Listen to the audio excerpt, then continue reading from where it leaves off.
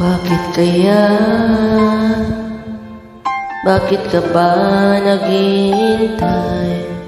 Nahimukin pa, bilitin pa ng tadhana. Alam mo na kung bakit nagkakaganyan.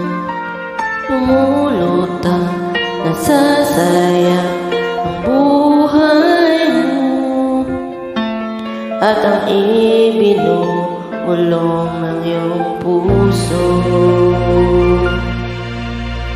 Tutulog ba ang Diyos?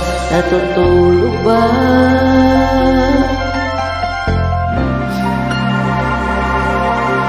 At ikaw ay kaagad sumusuko